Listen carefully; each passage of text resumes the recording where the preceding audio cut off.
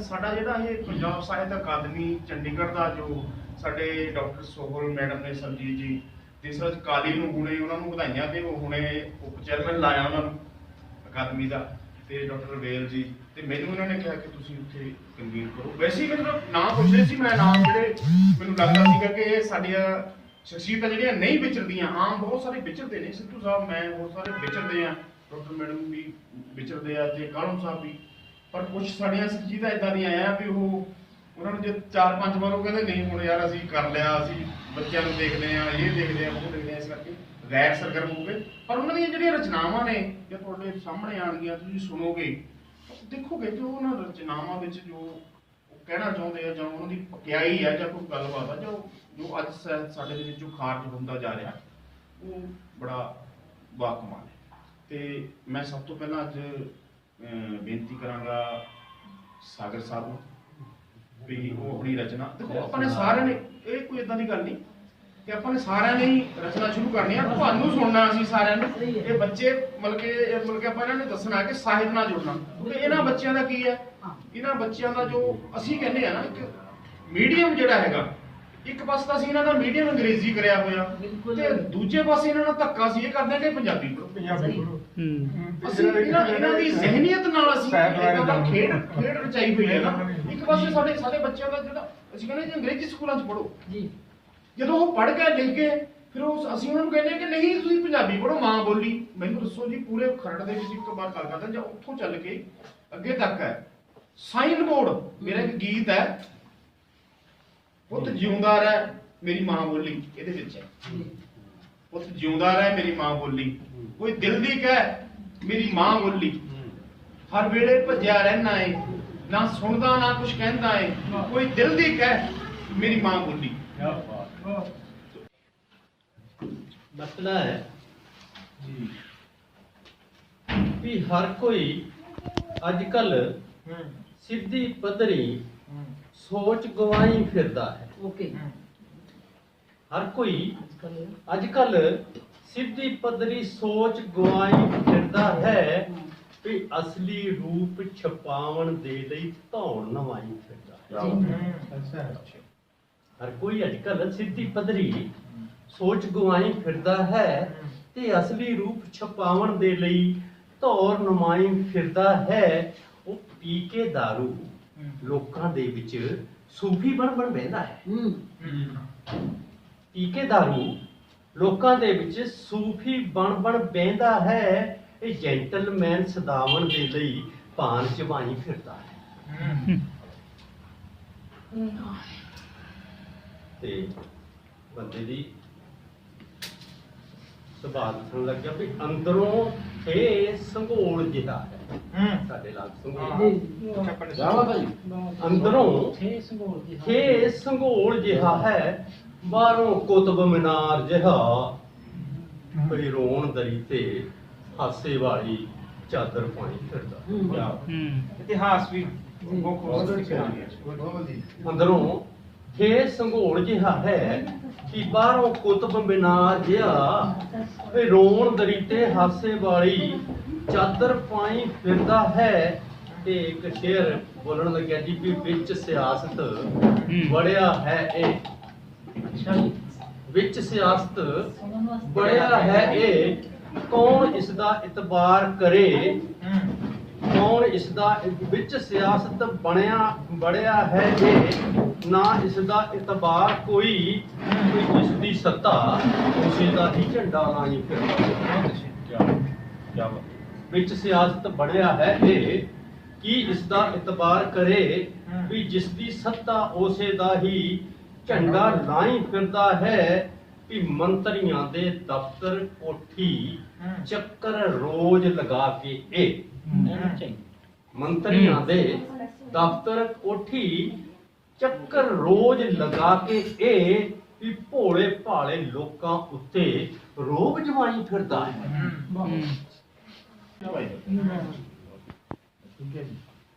ਅੰਧ ਵਿਸ਼ਵਾਸੀ ਤਾਣਾ ਬਾਣਾ ਇੰਨਾ ਬੁਣਿਆ ਹੈ ਇਹਨੇ ਕਿ ਸੈਂਟਰ ਅਤੇ ਸਟੇਟ ਦੋਹਾਂ ਨੂੰ ਜੇਬ ਵਿੱਚ ਪਾਈ ਫਿਰਦਾ ਹੈ।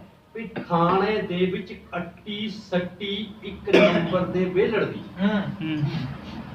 ਥਾਣੇ ਦੇ ਵਿੱਚ ਅੱਟੀ ਸੱਟੀ ਇੱਕ ਨੰਬਰ ਦੇ ਵਿਹਲੜ ਦੀ ਵੀ ਗੱਲੀ ਬਾਤੀ ਤੋਰੀ ਫੁਲਕਾ ਖੂਬ ਚਲਾਈ ਫਿਰਦਾ ਹੈ। ਥਾਣੇ ਦੇ ਵਿੱਚ ਅੱਟੀ ਸੱਟੀ ਇੱਕ ਨੰਬਰ ਦੇ ਵਿਹਲੜ ਦੀ ਵੀ ਗੱਲੀ ਬਾਤੀ ਤੋਰੀ ਫੁਲਕਾ ਖੂਬ ਚਲਾਈ ਫਿਰਦਾ ਹੈ। ਤੇ ਮਕਤਾ ਅਰਜ ਹੈ ਜੀ ਵੀ ਵਾਹ ਓਏ ਸਾਗਰ ਤੇਰੇ ਸਦਕੇ ਕੈਸਾ ਦੌਰ ਚਲਾਇਆ ਤੂੰ ਜਣਾ ਖਣਾ ਆਪਣੇ ਨਾਂ ਪਿੱਛੇ ਸਾਗਰ ਨਾਈ ਫਿਰਦਾ। ਵਾਹ ਓਏ ਸਾਗਰ ਤੇਰੇ ਸਦਕੇ ਕੈਸਾ ਦੌਰ ਚਲਾਇਆ ਤੂੰ ਜੋ ਕੁੜੀ ਦੇ ਵਿਆਹ ਦੇ ਉੱਤੇ ਗੀਤ ਗਾਏ ਜਾਂਦੇ ਆ। ਠੀਕ ਹੈ ਜੀ। ਮੇਰੀ ਭਾਸ਼ਾ ਵਿੱਚ ਹੈ, ਪੁਆਧ ਦੀ ਭਾਸ਼ਾ ਵਿੱਚ ਕਹਿੰਦਾ ਕਿ ब्रह्मा जी के कान से 10 बेटियां जन्मियां। अच्छा 10 बेटियां मैं इतनी इंटेलिजेंट नहीं है बोलता कोई मेरी टूटदा नहीं। ब्रह्मा जी के कान से 10 बेटियां जन्मियां, हाथ जोड़ के खड़ गईयां पिता के पास जी। अच्छा। वरतो परसों बाबल जी हमको मन भामनी, परसों मने देवो। हाँ। बाबल बेटियां आईयां लेके एक आस जी। 10 बेटियां ब्रह्मा जी ने ब्रह्मांड में खिला गई, वर ढूंढन को लिख गए लेके टेवे साथ जी। टेवे माने पत्रियां। अच्छा पति। 8 बेटियां तो 8 कुंटा में बस गई। 2 पिता दो रहे आके खड़ गई अदास जी। एक तो ब्रह्मा जी ने आकाश करनी भेज दी, दूसरी कन्या खिला दी दूर पटे पताल जी, पताल जी। ब्रह्मा जी ने वर पर से 10 बेटियां को, वर तो बेटियां कान, कान माने कार लई, वर तो बेटियां कान सिरज दिए दिखपाल जी। थारी खातर भी बाबल ने दिखपाल ढूंढिया।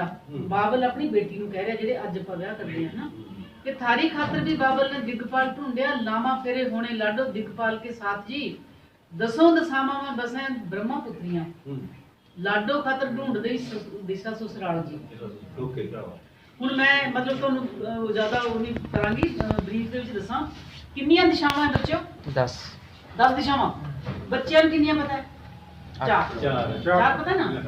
ਪੂਰਬ ਪੱਛਮ ਉੱਤਰ ਦੱਖਣ। ਤੇ ਬੱਚਾ ਜੋ 10 ਕਹਿ ਰਿਹਾ ਹੈ, 8 ਦਿਸ਼ਾਵਾਂ ਅਕਸਰ ਮੰਨਦੇ ਹੈ, ईशान कोण, आग्नेय कोण, नैऋत्य कोण और वायव्य कोण। 8 ਹੋ ਗਈਆਂ।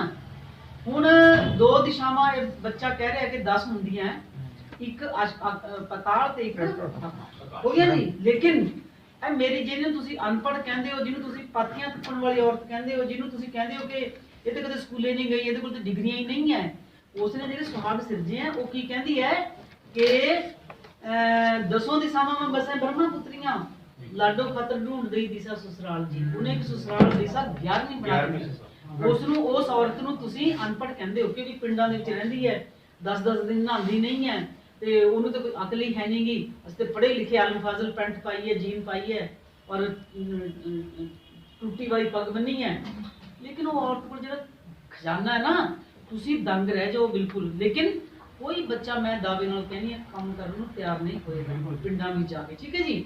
ਅੱਛਾ ਹੁਣ ਜੋ ਹੈ ਬਸ 2-1 ਮਿੰਟ ਹੋਰ ਲਵਾਂਗੀ। ਇਹ ਜਿਹੜੀਆਂ ਦਿਸ਼ਾਵਾਂ ਸਿਰਜੀਆਂ ਨਾ, ਮਤਲਬ ਜਦੋਂ ਗੀਤ ਗਾਉਂਦੀਆਂ ਇਹਨਾਂ ਦਿਸ਼ਾਵਾਂ ਦਾ ਨਾਮ ਲੈਂਦੀਆਂ, ਮੈਂ ਉਹਨਾਂ ਨੂੰ ਕਿਹਾ ਮੰਮਾ ਮੈਨੂੰ ਤੇ ਇਹਨਾਂ ਦਿਸ਼ਾਵਾਂ ਦਾ ਕੁਝ ਸਮਝ ਨਹੀਂ ਹੈ ਵੀ ਕੀ ਹੈ ਇਹ। ਫਿਰ ਉਹਨਾਂ ਨੇ ਮੈਨੂੰ ਇਹ ਸੁਹਾਗ ਦੇ ਪਿੱਛੇ ਦੀ ਕਥਾ ਦੱਸੀ ਕਿ ਵੀ 10 ਪੁੱਤਰੀਆਂ ਉਹਦੇ ਕੰਨਾਂ ਚੋਂ ਨਿਕਲੀਆਂ ਬ੍ਰਹਮਾ ਦੇ, ਔਰ ਇਹ ਬੜੀ ਇੱਕ ਮਾਈਥੋਲੋਜੀ ਦੀ ਕਥਾ ਹੈ। ਠੀਕ ਹੈ ਬੱਚਿਓ। ਤੇ ਬਸ 1 ਮਿੰਟ ਦੇ ਵਿੱਚ ਤੁਹਾਨੂੰ ਮੈਂ ਕੁੜੀਆਂ ਨੂੰ ਇੱਕ ਗੱਲ ਹੋਰ ਕਹਿਣਾ ਚਾਹੂੰਗੀ। ਜਦੋਂ ਮੈਰਿਜ ਹੁੰਦੀ ਹੈ ਨਾ ਲੜਕੀ ਦੀ, ਉੱਥੇ ਸੁਹਾਗ ਗਾਏ ਜਾਂਦੇ ਆ। ਜਦੋਂ ਲੜਕੇ ਦੀ ਮੈਰਿਜ ਹੁੰਦੀ ਹੈ ਤੇ ਘੋੜੀਆਂ ਗਾਈਆਂ ਜਾਂਦੀਆਂ। ਠੀਕ ਹੈ। ਸੁਹਾਗ ਵੀ ਔਰ ਘੋੜੀਆਂ ਵੀ 100% ਝੂਠ ਬੋਲਦੇ ਆ ਜੀ। 100% ਝੂਠ ਬੋਲਦੇ ਆ। ਮੇਰੀ ਕਿਤਾਬ ਉਸ ਗੱਲ ਦੀ ਗਵਾਹੀ ਭਰੇਗੀ, ਮਤਲਬ ਮੇਰੀ ਗੱਲ ਉਸ ਨੂੰ ਸੈਕਿੰਡ ਕਰੇਗੀ। ਕਿਵੇਂ ਸੈਕਿੰਡ ਕਰੇਗੀ? ਹੁਣ ਲੜਕੀ ਵਾਸਤੇ ਅੱਜ ਤੁਸੀਂ ਬੱਚਿਓ ਮਤ ਸੋਚੋ, ਤੁਸੀਂ ਤੇ ਕਿਸੇ ਹੋਰ ਜ਼ਮਾਨੇ ਦੇ ਜੀਵ ਹੋ ਨਾ। ਮੇਰੇ ਟਾਈਮ ਦੇ ਔਰਤ ਦੀ ਤੁਸੀਂ ਗੱਲ ਸੋਚੋ, ਮੇਰੇ ਤੋਂ ਪਹਿਲੀ ਪੀੜ੍ਹੀ ਦੀ ਗੱਲ ਸੋਚੋ, ਜਦੋਂ ਲੜਕੀ ਨੂੰ ਜੰਮਣ ਸਾਰ ਚਾਟੀ ਚ ਪਾ ਕੇ ਗਲਾ ਦੱਬ ਕੇ ਦਬਾ ਦਿੰਦੇ ਸੀਗੇ। ਠੀਕ ਹੈ। ਇਹ ਲੜਕੀ ਦੀ ਦਿਸ਼ਾ ਸੀਗੀ ਨਾ। ਤੇ ਫਿਰ ਗੀਤ ਕੀ ਗਾਇਆ ਜਾ ਰਿਹਾ ਹੈ? ਲਾਡੋ ਲਾਡੋ ਹੋਈ ਪ੍ਰਾਈ। ਲਾਡੋ ਕਿੱਥੇ ਸੀ? ਲਾਡੋ ਉਹ ਤੇ ਅੱਖਾਂ ਤੇ ਰੜਕਦੀ ਸੀ ਬਾਪ ਦੇ। ਜਾਂ ਉਹ ਕਹਿੰਦੇ ਕਿ ਵੀ ਮਾਰੀ ਤੋਂ ਲਾਡੋ ਮਹਿਲਾ ਕੀ ਸ਼ੋਭਾ ਰਣੀਵਾਸ ਕੀ। ਰਣੀਵਾਸ ਕਿਹੜੀ ਸ਼ੋਭਾ, ਉਹਨੂੰ ਤੇ ਰੋਟੀ ਦੀ ਪੂਰੀ ਜੁੜਦੀ ਸੀਗੀ। ਇਸੇ ਤਰ੍ਹਾਂ ਘੋੜੀਆਂ ਦੇ ਵਿੱਚ ਲੜਕੇ ਦਾ ਖਾਨਦਾਨ, ਉਹ ਭਗਵਾਨ ਕਿਆ ਉਹਦੀ ਠਾਠ ਕਿ ਵੀ ਕਰੋੜਾਂਪਤੀ ਲੱਖਾਂਪਤੀ। ਕਿਸ ਟਾਈਮ ਦੀ, ਅੱਜ ਤੋਂ 200 ਸਾਲ ਪਹਿਲਾਂ, ਜਦੋਂ ਕਿ ਲੋਕਾਂ ਕੋਲ ਕੌਡੀਆਂ ਹੁੰਦੀਆਂ ਸੀ, ਪੈਸੇ ਨਹੀਂ ਸੀ ਹੁੰਦੇ, ਉਹਨਾਂ ਨੇ ਸਿਰਫ ਬਾਦਸ਼ਾਹ ਨੂੰ ਸਿਹਰਾ ਬੰਨ੍ਹਿਆ ਵੇਖਿਆ, ਬਰਾਤ ਚੜ੍ਹਦਿਆਂ ਵੇਖਿਆ ਤੇ ਔਰਤ ਨੇ ਉਹਨਾਂ ਆਪਣੇ ਭਰਾ ਨੂੰ ਉਹ ਰਾਜਾ ਬਾਦਸ਼ਾਹ ਸਾਜ ਕੇ ਖੜੇ ਕਰ ਦਿੱਤਾ। ਦੋਨੋਂ ਚੀਜ਼ਾਂ ਝੂਠ ਬੋਲਦੀਆਂ। ਮੈਂ ਟਾਈਮ ਜ਼ਿਆਦਾ ਨਹੀਂ ਲੈਣਾ, ਬਹੁਤ ਲੋਕਾਂ ਨੇ ਬੋਲਣਾ ਹੈ। ਕਿਸੇ ਦਿਨ ਆਪਾਂ ਬੈਠ ਕੇ ਇਸੇ ਗੱਲ ਦੇ ਉੱਤੇ ਚਰਚਾ ਕਰਾਂਗੇ। Thank you very much. ਐਸੇ ਵਿਸ਼ੇ ਤੇ ਹੋ ਜਾਣਾ ਸਾਗਰ ਸਾਹਿਬ ਦੀ ਕਵਿਤਾ ਆਪਾਂ ਨੇ ਸੁਣੀ ਆ, ਉਹਦੇ ਰਿਗਾਰਡਿੰਗ ਜੋ ਮੇਰੀ ਹੱਥ ਬੀਤੀ ਇੱਕ ਮੈਂ ਤਾਜੀ ਉਹ ਤੁਹਾਨੂੰ ਸੁਣਾਉਣੀ ਚਾਹੁੰਦਾ। ਜਿੱਥੇ ਕੋਈ ਪੋਲਿਟਿਕਸ ਨਾਲ ਸੰਬੰਧ ਰੱਖਦੇ ਬੰਦੇ ਪਲੀਜ਼ ਉਹਨੂੰ ਨੋਟ ਕਰਨ। ਕਹਾਣੀ ਕਿਵੇਂ ਸਾਨੂੰ ਮਿਲਦੀ ਹੈ, ਇਸੇ ਤਰ੍ਹਾਂ ਕਹਾਣੀਆਂ ਮਿਲਦੀਆਂ। ਜੀ ਜੀ। ਗੱਲ ਕੀ ਹੋਈ, ਇੱਕ ਬੰਦੇ ਨੂੰ ਮੈਂ ਕਿਹਾ, ਮਿਸਤਰੀ ਨੂੰ, ਮੈਂ ਕਿਹਾ ਯਾਰ ਮੇਰਾ ਲੱਕੜ ਦਾ ਕੰਮ ਪਿਆ ਉੱਪਰਲੀ ਮੰਜ਼ਿਲ ਤੋਂ ਕਰਨਾ। ਚਲ ਜੀ, ਉਹਨੇ ਮੇਰੇ ਕੋਲੋਂ ਐਡਵਾਂਸ ਲੈ ਲਿਆ। ਐਡਵਾਂਸ ਲੈ ਕੇ ਜਿਉਂ ਲੱਗਿਆ ਆਰਾਮ ਕਰਨ, ਥੋੜਾ ਜਿਹਾ 2 ਬੰਦੇ ਲਾਇਆ ਕਰੇ, ਹਫਤਾ ਨਾ ਆਇਆ ਕਰੇ, ਕਰਦੇ ਕਰਾਉਂਦੇ ਜੀ ਉਹਨੇ 3 ਮਹੀਨੇ ਕੱਟਤੇ। ਜਦ ਮੈਂ ਥੋੜਾ ਜਿਹਾ ਉਹਦੇ ਨਾਲ ਉਹਨੂੰ ਕਿਹਾ, ਉਸੇ ਜਨਾਂ ਸਖਤਾਈ ਨਾਲ, ਮੈਂ ਤੂੰ ਆਉਂਦਾ ਕਿਉਂ ਨਹੀਂ, ਉਹਨੇ ਨਾ ਜਗਮੋਹਨ ਸਿੰਘ ਕੰਗ ਨਾਲ ਖਿੱਚੀ ਹੋਈ ਫੋਟੋ ਮੈਨੂੰ WhatsApp ਕਰਤੀ ਵੀ ਮੈਂ ਉਹਦਾ ਬੰਦਾ। ਕਾਰਨ ਕੀ ਹੁੰਦਾ ਨਾ, ਜਿਹੜੇ ਛੋਟੇ ਬੰਦੇ ਹੁੰਦੇ ਗਰੁੱਪਾਂ 'ਚ ਵੰਡੇ ਹੋਏ, ਉਹਨਾਂ ਨੂੰ ਤਾਂ 10-15 ਬੰਦੇ ਬੁਲਾ ਕੇ ਪੋਲੀਟੀਸ਼ਨਾਂ ਨੂੰ, ਤੁਹਾਡੀ ਮੈਂ ਕਵਿਤਾ ਤੇ ਬੋਲ ਰਿਹਾ, ਜੋ ਤੁਸੀਂ ਮੰਤਰੀਆਂ ਦੇ ਦਫ਼ਤਰ ਕੋਠੀ, ਉਹ ਕੀ ਕਰਦੇ ਨੇ, ਬੰਦੇ ਇਕੱਠੇ ਕਰਕੇ ਉਹਨਾਂ ਨੂੰ ਬੁਲਾ ਲੈਂਦੇ ਆ, ਹਲਕਾ ਇੰਚਾਰਜ ਨੂੰ ਬੁਲਾ ਲੈਣਗੇ। ਸਭ ਤੋਂ ਖਤਰਨਾਕ ਜਾਨਵਰ ਮੈਂ ਸਮਝਦਾ ਵੀ ਜਿਹੜਾ ਹਲਕਾ ਇੰਚਾਰਜ ਆ, ਕਰਪਸ਼ਨ ਦੀ ਜੜ, 1 ਨੰਬਰ ਕਰਪਸ਼ਨ ਦੀ ਜੜ ਹਲਕਾ ਇੰਚਾਰਜ ਕਿਸੇ ਵੀ ਪਾਰਟੀ ਦਾ। ਮੈਨੂੰ ਅਨਮੋਲ ਗਗਨ ਮਾਨ ਦੇ ਉਹਦੇ 'ਚ ਜਾਣ ਦਾ ਮੌਕਾ ਮਿਲਿਆ, ਉੱਥੇ ਵੀ ਮੈਂ ਇਹ ਕੁਐਸਚਨ ਪੈਦਾ ਕੀਤਾ ਸੀਗਾ। ਮੈਂ ਉਹਨਾਂ ਨੂੰ ਪੁੱਛਿਆ ਵੀ ਜਿਹੜੇ ਹਲਕਾ ਇੰਚਾਰਜ ਦੇ ਲੋਕਾਂ ਤੇ ਇੰਨਾ ਤਸ਼ੱਦਦ ਕਿਉਂ ਕਰਦੇ ਆ। ਉਸੇ ਬੰਦੇ 'ਚ ਮੈਂ ਗੱਲ ਕਰ ਰਿਹਾ ਸੀਗਾ। ਚਲੋ ਜੀ, ਉਹਨੇ ਬੰਦੇ ਨੇ ਮੈਨੂੰ ਰਾਹ ਦਿੱਤਾ। 3-4 ਮਹੀਨੇ ਅੱਗੇ ਤੋਂ ਅੱਗੇ ਕੰਮ ਫੜੀ ਜਾਂਦੇ ਹੁੰਦੇ, ਜਿਹੜੇ ਪਿੱਛੇ ਕੰਮ ਫੜਿਆ ਹੁੰਦਾ ਉਹ ਮਗਰ ਹੋਈ ਜਾਂਦਾ। ਇਹ ਸੰਤਾਪ ਮੈਡਮ ਇਹਨਾਂ ਨੇ ਵੀ ਭੋਗਿਆ, ਡਾਕਟਰ ਸਾਹਿਬ ਨੇ, ਅਸੀਂ ਇਕੱਠਿਆਂ ਨੇ ਭੋਗਿਆ ਹੋਇਆ। ਕੀ ਹੋਇਆ ਜੀ, ਮੈਂ ਹੋਰ ਉਹਨੂੰ ਗੁੱਸੇ ਨਾਲ ਗਿਆ। ਚੱਲ ਆ ਕੇ ਉਹਨੇ, ਮੈਂ ਜ਼ਿਆਦਾ ਲੰਬੀ ਗੱਲ ਨਹੀਂ ਕਰੂੰਗਾ, ਸੌਰੀ, ਹੈ ਇੰਟਰਸਟਿੰਗ ਹੈ, ਜੇ ਕਹਾਣੀ ਹੈ ਪੂਰੀ, ਹੈ ਇੰਟਰਸਟਿੰਗ ਹੈ, ਅਸੀਂ ਕਹਾਣੀ ਦੱਸ ਲੈ ਰਹੇ ਹਾਂ। ਜਦ ਇਹਨਾਂ ਨੇ ਆਪਣੀ ਕਵਿਤਾ ਸੁਣਾਈ ਨਾ, ਉਹ ਘਟਨਾ ਮੇਰੇ ਮਨ 'ਚ ਇੱਕਦਮ ਆ ਗਈ। ਤਾਂ 4 ਮਹੀਨੇ ਲੰਘ ਗਏ, ਤਾਂ ਫਿਰ ਉਹਨੇ ਕੰਮ ਕਰਤਾ। 1 ਮਹੀਨਾ ਲੰਘਿਆ, ਜਿਹੜਾ ਉੱਪਰ ਲਾਉਂਦੇ ਨੇ ਸਨਮਾਈਕਾ, ਉੱਪਰ ਕੇ ਥੱਲੇ ਗਿਰ ਗਿਆ, ਇੰਨਾ ਘਟੀਆ ਲਾਤਾ ਉਹਨੇ। ਮੈਂ ਫੇਰ ਗਿਆ ਉਹਦੇ ਕੋਲ, ਮੈਂ ਕਿਹਾ ਯਾਰ ਤੂੰ ਕੰਮ ਠੀਕ ਨਹੀਂ ਕਰਕੇ ਆਇਆ, ਉਹਨੂੰ ਮੈਂ ਲਾ ਕੇ ਆਓ। 3 ਮਹੀਨੇ ਨੇ ਫੇਰ ਕੱਢਤੇ। ਜਦ ਮੈਂ ਫੇਰ 2-3 ਬੰਦੇ ਇਕੱਠੇ ਕਰਕੇ ਉਹਦੇ ਕੋਲ ਲੈ ਕੇ ਗਿਆ, ਉਹਨੇ ਮੈਨੂੰ ਚੰਨੀ ਨਾਲ ਫੋਟੋ ਖਿੱਚੀ ਹੋਈ ਭੇਜਤੀ। ਮੈਂ ਦਿਖਾਉਣਾ ਚਾਹੁੰਦਾ ਤੁਹਾਨੂੰ, ਜਾਨੀ ਉਹ ਤੋਂ ਵੱਡੀ ਬਸ ਠੀਕ ਹੈ, ਹੋ ਗਿਆ। ਅਸੀਂ ਰੋਜ਼ ਹੀ ਦੇਖਦੇ ਆ। ਉਹਨੇ ਮੈਨੂੰ ਡਰਾਉਣ ਦੇ ਬਾਰੇ ਨੇ ਚੰਨੀ ਨਾਲ ਫੋਟੋ ਖਿੱਚੀ ਹੋਈ ਮੈਨੂੰ ਭੇਜਤੀ ਮੇਰੇ WhatsApp ਤੇ। ਨਾਲੇ 10 ਵਜੇ ਫੋਨ ਕਰਿਆ, ਕਹਿੰਦਾ ਜੋਰ ਲਾਲਾ, ਕਹਿੰਦਾ ਮੈਂ ਨਹੀਂ ਕਰਦਾ ਤੇਰਾ ਕੰਮ, ਮੈਂ ਡਿਪਟੀ ਦੀ ਸਾਲੀ ਕੈਦ ਕਰਾ ਦੂੰ। ਮੈਂ ਕਿਹਾ ਕਰਿਆ। ਫਿਰ ਆਪਣੇ ਇਕੱਲਾ ਹੀ ਆਪਣੀ ਕਿਤਾਬਾਂ ਕਤੂਬਾਂ ਚੱਕੀਆਂ, 3-4 ਜਿਹੜੀਆਂ ਛਪੀਆਂ ਹੋਈਆਂ, DSP ਕੋਲ ਚਲੇ ਗਿਆ, ਆਪਣੇ ਖਰੜ ਵਾਲੇ ਕੋਲ। ਮਹਾਂ ਜੀ ਮੈਂ ਸਟੇਟ ਵਾਰਡੀ ਹਾਂ, ਇੰਨਾ ਮੈਨੂੰ ਜਗ੍ਹਾ ਤੋਂ ਮੈਨੂੰ ਸਨਮਾਨ ਮਿਲੇ ਹੋਏ, ਆਹ ਮੇਰੀਆਂ ਕਿਤਾਬਾਂ ਹਰ ਮੈਗਜ਼ੀਨ 'ਚ, ਅਖਬਾਰ 'ਚ ਛਪੀ ਆ। ਕਹਿੰਦਾ ਗੱਲ ਕਿਹਾ, ਮੈਂ ਕਿਹਾ ਆਹ ਮਿਸਤਰੀ, ਉਹਨੂੰ ਫੋਟੋਆਂ ਵੀ ਦਿਖਾਈਆਂ। ਉਹਨੇ ਉਸੇ ਟਾਈਮ SHO ਦੀ ਡਿਊਟੀ ਲਾਈ। ਵੈਸੇ ਉਹ ਕਹਿੰਦਾ ਵੀ ਇਹ ਕੰਮ ਹੈਗਾ ਆਪਣਾ ਉਹਨਾਂ ਦਾ ਕਿਹੜੀ ਕੰਜ਼ੂਮਰ ਕੋਰਟ ਦਾ, ਪਰ ਮੈਂ ਤੁਹਾਡੀ ਹੈਲਪ ਕਰੂੰਗਾ। ਕਹਿੰਦਾ ਮੈਂ ਉਸ ਬੰਦੇ ਦੀ ਬਹੁਤ ਕਦਰ ਕਰਦਾ, ਨਹੀਂ ਪੁਲਿਸ ਵਾਲਿਆਂ ਤੋਂ ਮਤਲਬ ਇਨਸਾਨੀਅਤ ਨਹੀਂ ਹੁੰਦੀ, ਪਰ ਉਸ ਬੰਦੇ ਨੇ ਇਨਸਾਨੀਅਤ ਮੈਨੂੰ ਦਿਖਾਈ। ਉਹਨੇ SHO ਦੀ ਡਿਊਟੀ ਲਈ, SHO ਨੇ ASI ਲਾਈ। ASI ਦੇ ਕਹਿਣ ਦੇ ਬਾਵਜੂਦ ਵੀ 1 ਹਫ਼ਤਾ ਫੇਰ ਕਰਤਾ ਉਹਨੇ। ਕੀ ਬਾਤ ਹੈ। ਮਤਲਬ ਸਾਡਾ ਜਿਹੜਾ ਸਮਾਜਿਕ ਢਾਂਚਾ ਗਿਰ ਚੁੱਕਿਆ, ਇਨਸਾਨੀਅਤ ਖਤਮ ਹੋ ਚੁੱਕੀ ਹੈ। ਇਸ ਤਰ੍ਹਾਂ ਹੀ ਸਾਨੂੰ ਕਹਾਣੀਆਂ ਮਿਲਦੀਆਂ, ਜੋ ਮੈਂ ਤੁਹਾਡੇ ਨਾਲ ਆਪਣਾ ਵਾਕਿਆ ਸਾਂਝਾ ਕੀਤਾ। ਇਹ ਤਾਂ ਬਹੁਤ ਵਧੀਆ ਕਹਾਣੀ ਬਣੀ। ਕੋਰੋਨਾ ਦੌਰ ਦੇ ਵਿੱਚ ਗੁਰਮੀਤ ਸਿੰਘਲ ਜੀ ਨੇ ਬਹੁਤ ਵਧੀਆ ਕੰਮ ਕਰਿਆ। ਸ਼ਲਾਘਾ ਜੋ ਇੱਕ ਅੱਧਾ ਮਿੰਟ ਤੁਸੀਂ ਉਹਦੇ ਬਾਰੇ ਦੱਸੋ। ਇਹਨਾਂ ਨੇ ਕਾਫੀ, ਇਹਨਾਂ ਨੇ ਬਹੁਤ ਵਧੀਆ ਇਦਾਂ ਦੀ ਗੱਲ ਤਾਂ ਸਾਰੇ ਦੇ ਕਾਨੂੰਨ ਕਰਦੇ ਨਹੀਂ, ਆਪਣੇ ਤੁਸੀਂ ਦੱਸੋ ਜਿਹੜਾ ਕੰਮ ਕਰਿਆ। ਕੋਈ ਨਹੀਂ, ਇਹਨਾਂ ਨੇ ਸਪੈਸ਼ਲ ਗੱਡੀ ਆਪਣੀ ਮੈਂ ਪੜਿਆ ਸੀਗਾ। ਮੈਂ ਇਹਨਾਂ ਨੇ special 3 ਮਹੀਨੇ ਦੀ ਛੁੱਟੀ ਪਰ ਸੀ, ਸੁਣੋ, ਆਪਣੇ ਦਫ਼ਤਰ 'ਚ ਐਜ਼ ਏ ਸੁਪਰਡੈਂਟ ਮੈਂ ਕੰਮ ਕਰ ਰਿਹਾ ਸੀਗਾ ਐਨਵੀਰਨਮੈਂਟ 'ਚ। ਮੈਂ 3 ਮਹੀਨੇ ਦੀ ਛੁੱਟੀ ਭਰਤੀ। ਮੈਂ ਕਰੋਨਾ ਦੇ ਜਿਹੜੇ ਮਰੀਜ਼ ਆ, ਉਹ ਮੈਨੂੰ ਪ੍ਰੇਰਨਾ ਕਿੱਥੋਂ ਮਿਲੀ ਕਿ ਦਿੱਲੀ ਤੋਂ ਬੰਦਾ ਨਾ ਇੱਥੇ ਕੋਈ ਫਗਵਾੜੇ ਛੱਡ ਕੇ ਗਿਆ ਸੀਗਾ ਲਾਸ਼ ਕੋਈ, ਹਾਂ ਲਾਸ਼ ਨੂੰ, ਉਹਦਾ ਪਤਾ ਨਹੀਂ ਲੱਖਾਂ ਰੁਪਇਆ ਉਹਨੇ ਬਣਾਤਾ। ਮੇਰਾ ਮਨ ਬਲੂੰਦਰਾ ਗਿਆ। ਮੈਂ ਕਿਹਾ ਯਾਰ ਵੀ ਅਸੀਂ ਕਿਹੜੀ ਦੁਨੀਆ 'ਚ ਰਹਿੰਦੇ ਹਾਂ, ਹੋਣਾ ਚਾਹੀਦਾ। ਮੈਂ ਅਸੀਂ ਕਿਹੜੀ ਦੁਨੀਆ 'ਚ। ਮੈਂ ਉਸੇ ਟਾਈਮ 3 ਮਹੀਨੇ ਦੀ ਛੁੱਟੀ ਭਰੀ, ਆ ਕੇ ਬੋਰਡ ਲਿਖ ਕੇ ਲਾ ਲਿਆ ਆਪਣੀ ਗੱਡੀ ਤੇ ਵੀ ਸਾਰੇ ਜਿੰਨੇ ਵੀ ਕੋਈ ਵੀ ਮਰੀਜ਼ ਹੋਵੇ ਮੈਂ ਫ੍ਰੀ ਛੱਡ ਕੇ ਆਉਂਗਾ ਤੇ ਫ੍ਰੀ ਕੰਮ ਕਰਦਾ ਰਿਹਾ 3 ਮਹੀਨੇ। ਉਸ ਤੋਂ ਬਾਅਦ ਸਿੰਗਲ ਹੁਣ ਵੀ ਇੱਕ ਰਹਿ ਗਈ ਗੱਲ ਜਦ ਤੁਸੀਂ ਕਿਹਾ ਵੀ ਆ ਵੀ ਕਰੋ, ਨਾ, ਨਾ, ਮੈਂ ਬਹੁਤ ਵਧੀਆ। 26 ਸੈਕਟਰ ਤੋਂ ਇਕੱਠਾ ਰਾਖਾਂ ਲਿਆਂਦਾ ਆਪਣੀ ਨਿੱਜੀ ਸੁਰੱਖਿਆ ਗੱਡੀ ਦੀ ਜਿੱਥੇ ਕੋਈ ਭਈਆ ਮਿਲਿਆ ਉਹ ਕਰੋਨਾ ਕਾਲ ਦੌਰਾਨ ਜਿਹਨੂੰ ਵੀ ਆਪਣੇ ਉੱਤੇ ਵੀ ਗਿਆ ਹੋਇਆ ਆਪਣੇ ਨੇੜੇ ਤੇੜੇ ਵੀ ਜਿਹਨੂੰ ਵੀ ਚਾਹੀਦਾ ਮੈਂ ਬਣਾ ਕੇ ਦਊਂਗਾ। ਤੇ ਕੋਈ ਵੀ ਮੈਨੂੰ ਮਿਲਿਆ ਮੈਂ ਉਹਨੂੰ ਰੋਟੀ ਪਾਣੀ ਜਿੱਥੇ ਕਹਿੰਦੇ ਸੀ ਛੱਡ ਕੇ ਉਹ ਛੱਡ ਕੇ ਆਇਆ। ਬਸ ਇੰਨੀ ਕੁ ਗੱਲ ਮੈਂ ਕਹਿ ਕੇ ਬਹੁਤ ਵਧੀਆ। ਇਹ ਕਰ ਦੀ ਕਹਾਣੀ। उसने खुदकशी बारे सोचिया, उसने खुदकशी बारे सोचिया, छत ਤੋਂ ਡਿੱਗ ਕੇ ਮਰਨ ਬਾਰੇ ਸੋਚਿਆ। ਗਿਰਨਾ ਡਿੱਗਣਾ ਸ਼ਬਦ ਚੰਗਾ ਨਾ ਲੱਗਾ, ਗਿਰਾਵਟ ਜਿਹੀ ਮਹਿਸੂਸ ਗੱਡੀ ਥੱਲੇ ਆਉਣ ਬਾਰੇ ਸੋਚਿਆ। ਐਵੇਂ ਥੱਲੇ ਆਉਣਾ ਕੋਈ ਵੀ ਨਾ ਇਹ ਸ਼ਬਦ ਉਸਦੇ ਸਵੈਮਾਨ ਨੂੰ ਜਚੇ ਨਾ। उसने डूब के मरने बारे सोचिया, उसने डूब के मरने बारे सोचिया। डूब के मरना उसने शर्म ना संबंधित फाहा लेके मरना अपराधिक जिहा लगा। कुछ खा के मरना, कुछ खा के मरना नहीं, खा के तो जीना ये भी खान दे अपमान जिहा लगा। ये किवें भी चंगा नहीं। उसने सिर उच्चा कीता ते जिउंदा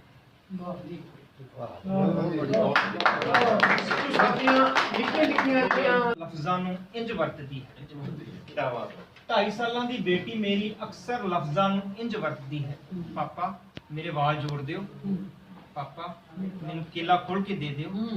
2.5 सालां दी बेटी मेरी अक्सर लफ्ज़ां नूं इंज वरतदी है। पापा मेरे वाल जोड़ दियो, पापा मैनूं केला खोल के दे दियो। मैं उस वर्गा मासूम सच्चा नहीं बन सकता। मैं उस वर्गा मासूम सच्चा नहीं बन सकता। मैं वाला नूं बंद ना हां ते केला छिल दिंदा।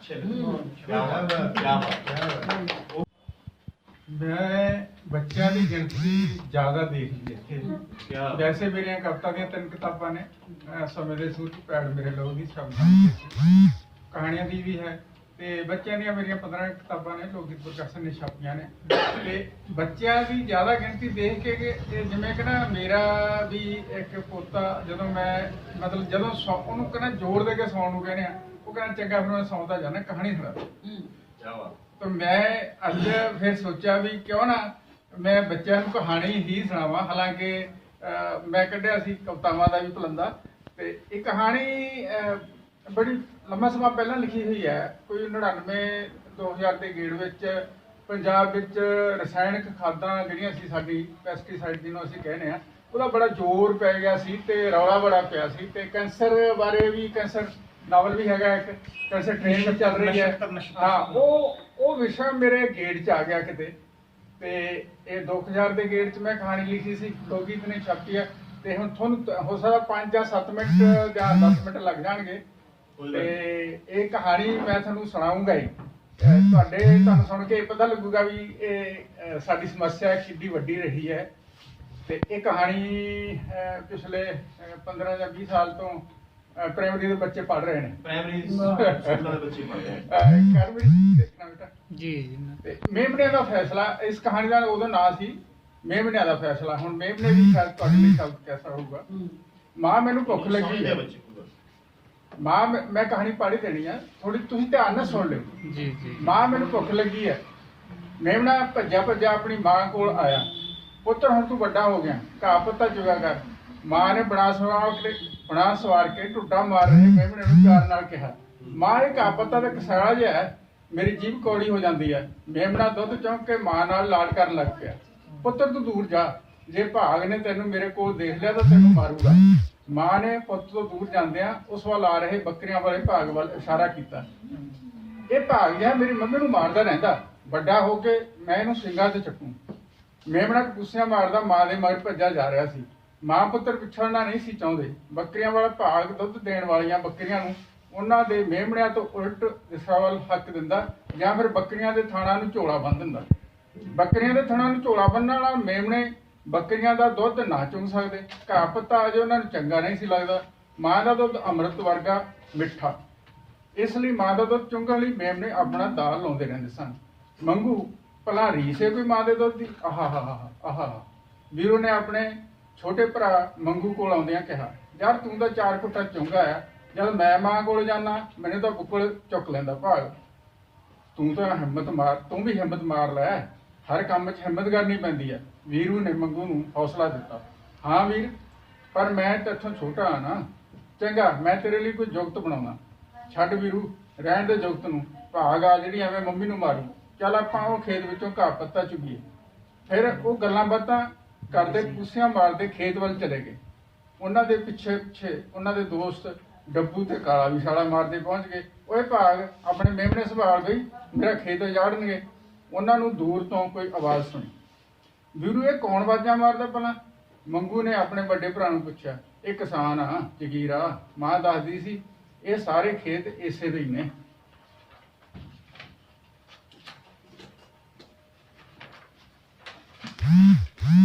ਅੱਛਾ, ਮੰਮੀ ਮੈਨੂੰ ਕਹਿੰਦੀ ਸੀ ਖੇਤ ਵਿੱਚੋਂ ਘਾਹ ਪੱਤਾ ਨਾ ਚੁਗਿਆ ਕਰੋ, ਖੇਤਾਂ ਵਿੱਚ ਫਸਲਾਂ ਉੱਤੇ ਦਵਾਈਆਂ ਛਿੜਕੀਆਂ ਹੁੰਦੀਆਂ ਨੇ। ਵੀਰੂ ਨੇ ਹੈਰਾਨੀ ਪ੍ਰਗਟ ਕਰਦਿਆਂ ਕਿਹਾ, ਤਾਂ ਹੀ ਖੇਤਾਂ ਵਿੱਚ ਚੁੱਗਿਆ ਇਹ ਘਾਹ ਪੱਤਾ ਕਸਿਆਲਾ ਜਿਹਾ ਹੁੰਦਾ ਹੈ, ਜੀਭ ਵੀ ਕੌੜੀ ਹੋ ਜਾਂਦੀ ਹੈ। ਮੰਗੂ ਦੀ ਆਵਾਜ਼ ਸੁਣ ਕੇ ਪਿੱਛੇ ਨੂੰ ਮੁੜ ਪਿਆ। ਆਹ ਦੇਖ, ਤਾਂ ਹੀ ਤਾਂ ਮਾਂ ਵੀ ਆਪਾਂ ਨੂੰ ਆਵਾਜ਼ਾਂ ਮਾਰਦੀ ਹੈ। ਚੱਲ ਚੱਲੀਏ। ਕੱਲ ਮੈਂ ਭਾਗਾ ਜਿਹੜੀ ਅਤੇ ਉਹ ਖੇਤ ਵਾਲਾ ਜਗੀਰਾ ਗੱਲਾਂ ਕਰਦੇ ਸੁਣੇ ਸੀ। ਵੀਰੂ ਬੋਲਿਆ। ਭਲਾ ਕੀ ਕਹਿੰਦੇ ਸੀ ਉਹ? ਮੰਗੂ ਨੇ ਉਤਸੁਕ ਹੋ ਕੇ ਵੀਰੂ ਤੋਂ ਪੁੱਛਿਆ। ਆਹੀ ਵੀ ਅੱਜ ਕੱਲ੍ਹ ਧਰਤੀ ਵਿਚਲੇ ਪਾਣੀ ਅਤੇ ਫਸਲਾਂ ਉੱਤੇ ਦਵਾਈਆਂ ਦਾ ਅਸਰ ਹੈ, ਤਾਂਹੀਓ ਹੌਲੀ ਹੌਲੀ ਖੇਤ ਬੰਜਰ ਹੋਈ ਜਾਂਦੇ ਨੇ। ਮੰਮੀ ਕਹਿੰਦੀ ਸੀ ਪਹਿਲਾਂ ਘਾਹ ਪੱਤਾ ਬਹੁਤ ਉਗਦਾ ਸੀ, ਹੁਣ ਤਾਂ ਘਾਹ ਦੀ ਇੱਕ ਟਿੜ ਵੀ ਭਾਲੀ ਨਹੀਂ ਲਾਉਂਦੀ। ਭਲਾ ਵੀਰੂ, ਆਪਾਂ ਤਾਂ ਚੱਲ ਘਾਹ ਪੱਤਾ ਖਾ ਕੇ ਗੁਜ਼ਾਰਾ ਕਰ ਲੈਂਦੇ ਆ, ਬੰਦਾ ਕੀ ਖਾਊ? ਮੰਗੂ ਨੇ ਕਿੱਕਰ ਦੀਆਂ ਡਿੱਗੀਆਂ ਹੋਈਆਂ ਟਹਿਣੀਆਂ ਵੱਲ ਭੱਜਦਿਆਂ ਕਿਹਾ। ਹਾਂ, ਇਹ ਗੱਲ ਆਪਾਂ ਮੰਮੀ ਨੂੰ ਪੁੱਛਾਂਗੇ। ਚੱਲ ਪਹਿਲਾਂ ਆਪਾਂ ਕਿੱਕਰ ਦੀ ਲੌਂਗ ਖਾਈਏ। ਉਹ ਸਾਰੇ ਰਲ ਕੇ ਕਿੱਕਰ ਦੀ ਲੌਂਗ ਨੂੰ ਮੂੰਹ ਮਾਰਨ ਲੱਗ ਪਏ। ਵੀਰੂ, ਮੰਗੂ, ਡੱਬੂ, ਕਾਲੇ, ਸ਼ੂ ਭਾਗ ਮੇਮਣਿਆਂ ਨੂੰ ਵੱਡੀ ਹੋਈ ਕਿੱਕਰ ਵੱਲ ਨੂੰ ਸੁਸਕੇ ਰਿਹਾ ਸੀ। ਓਏ ਮਾਰ ਲਓ ਮੂੰਹ ਲੌਂਗ ਨੂੰ, ਸੌਂਕ ਕੇ ਹਟ ਗਏ ਓਏ ਇਹ ਸਲਾਰੂ ਜਿਹੇ। ਭਾਗ ਨੇ ਛੋਟੇ ਮੇਮਣਿਆਂ ਲਈ ਦਾਤ ਨਾਲ ਇੱਕ ਕਿੱਕਰ ਛਾਂਗੀ ਸੀ। ਉਹ ਸੋਚਦਾ ਸੀ ਮੇਮਣੇ ਨਰਮ ਲੌਂਗ ਨਾਲ ਰੱਜ ਜਾਣਗੇ। ਦੇਖ ਓਏ, ਇਹ ਡੱਬੂ ਜਿਹਾ ਮਾਰਨੀ ਖੇਤ ਵੱਲ ਨੂੰ ਭੱਜ ਗਿਆ। ਫਿਰ ਓਏ ਦਵਾਈ ਛਿੜਕੀ ਹੋਈ ਆ ਖੇਤ 'ਚ, ਟਚ ਹੁਰ ਤੇ ਭਾਗ ਨੇ ਲੰਮੀ ਦਾਤ ਵਾਲਾ ਢਾਂਗਾ ਧਰਤੀ ਉੱਤੇ ਮਾਰ ਕੇ ਸਾਰੇ ਮੇਮਣਿਆਂ ਨੂੰ ਖੇਤ ਵੱਲ ਜਾਣ ਤੋਂ ਰੋਕ ਦਿੱਤਾ। ਮੰਗੂ ਵੀਰੇ, ਅਸੀਂ ਨਹੀਂ ਖਾਣੇ ਲੌਂਗ। ਵੀਰੂ ਬੋਲਿਆ। ਕਿਉਂ? ਮਾਂ ਦਾ ਦੁੱਧ ਵੀ ਨਹੀਂ ਮਿਲਦਾ, ਫਿਰ ਆਪਾਂ ਭੁੱਖੇ ਮਰੀਏ? ਮੰਗੂ, ਡੱਬੂ ਤੇ ਕਾਲਾ ਸਾਰੇ ਵੀਰੂ ਵੱਲ ਵੇਖਣ ਲੱਗ ਪਏ। ਭਾਗ ਤਾਂ ਹਰ ਰੋਜ਼ ਇੱਕ ਦਰਖਤ ਵੱਢ ਦਿੰਦਾ, ਕਦੇ ਕਿੱਕਰ, ਕਦੇ ਬੇਰੀ ਤੇ ਕਦੇ ਤੂਤ। ਹੋਰ ਲੋਕ ਵੀ ਤਾਂ ਵੱਢੀ ਜਾਂਦੇ ਆ। ਵੀਰੂ, ਆਪਾਂ ਕੀ ਕਰ ਸਕਦੇ ਆ? ਉਹ ਸਾਰੇ ਚੁੱਪ ਹੋ ਗਏ। ਐਂ ਤਾਂ ਸਾਰੇ ਦਰਖਤ ਮੁੱਕ ਜਾਣਗੇ, ਮੀਂਹ ਪੈਣ ਤੋਂ ਹਟ ਜਾਣਗੇ। ਜੇਕਰ ਮੀਂਹ ਪੈਣ ਤੋਂ ਹਟ ਗਏ ਤਾਂ ਫਿਰ ਸਾਰੀ ਧਰਤੀ ਬੰਜਰ ਹੋ ਜਾਊ। ਵੀਰੂ ਨੇ ਸਹਿਮਦਿਆਂ ਹੋਇਆ ਹੌਲੀ ਜਿਹੀ ਕਿਹਾ। ਅੱਛਾ, ਪਰ ਤੈਨੂੰ ਕਿਵੇਂ ਪਤਾ? ਸਾਰੇ ਮੇਮਣੇ ਵੀਰੂ ਦੇ ਆਲੇ ਦੁਆਲੇ ਇਕੱਠੇ ਹੋ ਗਏ। ਪਿਛਲੇ ਦਿਨੀ ਸ਼ਹਿਰ ਤੋਂ ਇੱਕ ਬੰਦਾ ਖੇਤ ਦੇਖਣ ਆਇਆ ਸੀ। ਮੈਂ ਤੇ ਮੰਮੀ ਨੇ ਸਾਰਾ ਕੁਝ ਉਹਦੇ ਮੂੰਹੋਂ ਸੁਣਿਆ। ਨਾਲੇ ਉਹ ਆਖਦਾ ਸੀ ਪਾਣੀ ਪੌਦੇ ਤਾਂ ਕੀ, ਹੁਣ ਤਾਂ ਸਾਹ ਲੈਣ ਵਾਲੀ ਹਵਾ ਵੀ ਠੀਕ ਨਹੀਂ ਰਹੀ। ਇਸ ਹਵਾ ਵਿੱਚ ਸਾਹ ਲੈ ਕੇ ਤਾਂ ਮਨੁੱਖ ਵੀ ਰੋਗੀ ਹੋਈ ਜਾਂਦੇ ਨੇ। ਫਿਰ ਆਪਾਂ ਕੀ ਕਰੀਏ ਹੁਣ? ਇਹ ਤਾਂ ਬੰਦਿਆਂ ਨੂੰ ਸੋਚਣਾ ਚਾਹੀਦਾ। ਕਾਲਾ ਸਹਿਜ ਸੁਭਾਅ ਬੋਲਿਆ। ਮੈਂ ਨਾ, ਜੇ ਬੰਦੇ ਨਹੀਂ ਸੋਚਦੇ ਆਪਾਂ ਤਾਂ ਸੋਚੀਏ। ਡੱਬੂ ਕੋਲੋਂ ਹੀ ਬੋਲ ਪਿਆ। ਹਾਂ, ਆਪਾਂ ਵੀ ਇਸ ਧਰਤੀ ਤੇ ਵਸਦੇ ਹਾਂ। ਇਹ ਧਰਤੀ ਆਪਣੀ ਵੀ ਹੈ। ਸਾਰੇ ਇੱਕ ਆਵਾਜ਼ ਵਿੱਚ ਬੋਲੇ। ਫਿਰ ਮੈਨੂੰ ਇੱਕ ਗੱਲ ਸੁੱਝੀ ਆ। ਵੀਰੂ ਨੇ ਕਿਹਾ। ਕੀ? ਆਪਾਂ ਸਾਰੇ ਭਾਗ ਨੂੰ ਆਖੀਏ, ਭਰਾਵਾ ਕੱਲ ਤੋਂ ਕੋਈ ਰੁੱਖ ਨਾ ਵੱਢੀ। ਆਪਾਂ ਪਹਿਲਾਂ ਮੰਮੀ ਤੋਂ ਤਾਂ ਪੁੱਛ ਲਈਏ। ਮੰਗੂ ਜਿਵੇਂ ਫਿਰ ਡਰਿਆ ਖੜਾ ਸੀ। ਓਏ, ਹੁਣੇ ਮਾਂ ਨੇ ਮੈਨੂੰ ਇਹੀ ਸਮਝਾਇਆ, ਧਰਤੀ ਰੁੱਖਾਂ ਸੰਗ ਹਰੀ ਭਰੀ ਹੋਏਗੀ ਤਾਂ ਹੀ ਪਸ਼ੂ, ਪੰਛੀ, ਮਨੁੱਖ ਇਸ ਧਰਤੀ ਤੇ ਖੁਸ਼ੀ ਰਹਿ ਸਕਣਗੇ। ਅੱਛਾ, ਫਿਰ ਠੀਕ ਹੈ, ਆਪਾਂ ਇਹ ਗੱਲ ਭਾਗ ਨੂੰ ਸਮਝਾਉਣੇ ਆ। ਫਿਰ ਉਹ ਸਾਰੇ ਇਕੱਠੇ ਹੋ ਕੇ ਬੱਕਰੀਆਂ ਵਾਲੇ ਭਾਗ ਵੱਲ ਨੂੰ ਤੁਰ ਪਏ।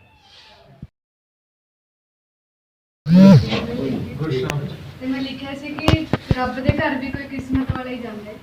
ਤਾਂ ਲਿਖਿਆ ਸੀ ਕਿ ਮਿਹਰ ਉਹਦੀ ਹੁੰਦੀ, ਟਾਈਮ ਔਖਾ ਕੱਢ ਕੇ ਮੌਲਾ ਤੇਰੇ ਦਰ ਤੇ ਪੁੱਜਦੇ ਨੇ, ਕੀ ਕੁਝ ਝੱਲ ਕੇ ਆਇਆ ਇਹ ਕੋਈ ਨਹੀਂ ਜਾਣਦਾ, ਉਹਦੇ ਦਰ ਤੇ ਕਿਸੇ ਦਾ ਦਿਲ ਨਹੀਂ ਉਹ ਦੁਖਾਈਦਾ, ਦਰ ਉਹਦੇ ਤੇ ਡਿੱਗੇ ਹੰਝੂ ਮਹਿੰਗੇ ਬਹੁਤ ਪੈਣਗੇ, ਦਿਆਲ ਸਤਿਗੁਰ ਸਭ ਨੂੰ ਇੱਕੋ ਅੱਖੀ ਵੇਖਦਾ, ਦਰ ਉਹਦੇ ਤੇ ਖੜ ਕੇ ਅਹੁਦਾ ਨਹੀਂ ਉਹ ਦਿਖਾਈਦਾ।